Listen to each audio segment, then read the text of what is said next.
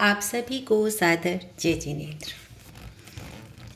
समव शरण के बारे में हम जानकारी प्राप्त कर रहे थे। चलिए एक बार थोड़ा सा रिवाइज कर लेते हैं।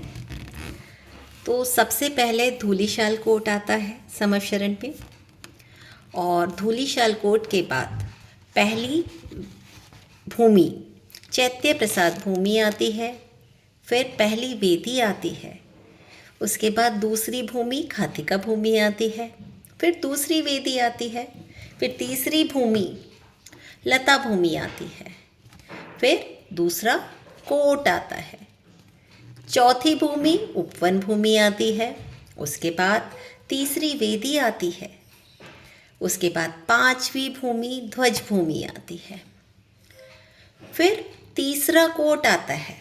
तीसरे कोट के बाद हमने क्या पढ़ा था? छठी कल्प भूमि आती है। छठी कल्प भूमि के बाद चौथी वेदी आती है, और जिसके बाद होती है हमारी सातवीं भूमि भवन भूमि, जिसके बारे में आज हम जानेंगे। भवन भूमि में अनेक प्रकार के प्रासाद, महल, भवन और मंडप बने होते हैं। यहाँ 9 प्रकार के कुल 72 स्तूप मतलब शिखर वाले जिन मंदिर बने होते हैं। इनमें अरिहंत और सिद्ध भगवान की प्रतिमाएं होती हैं। कई रिद्धिधारी मुनि महाराज को समव शरण में आगे बढ़ते हुए केवल ज्ञान की प्राप्ति हो जाती है।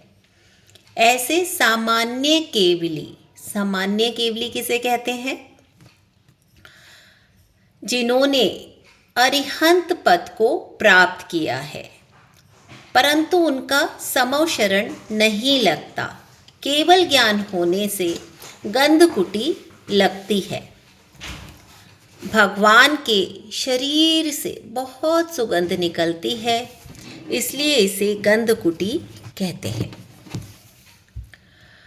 तो ऐसे सामान्य केवली मुनिराज की यहाँ कहाँ पे? सातवीं भूमि में गंधकुटी की रचना हो जाती है। यहाँ पर क्या क्या होता है? शंका समाधान, प्रश्न उत्तर भी होते हैं। यहाँ पर सर्वार्थ सिद्धि नाम के अनेक स्तूप मतलब शिखर हैं। उनके आगे दीप्तिमान मतलब रेडिएंट शिखर वाले भव्य कूट नाम के स्तूप रहते हैं, जिन्हें अभव्य जीव नहीं देख पाते, क्योंकि उनके प्रभाव से उनके नेत्र अंधे हो जाते हैं।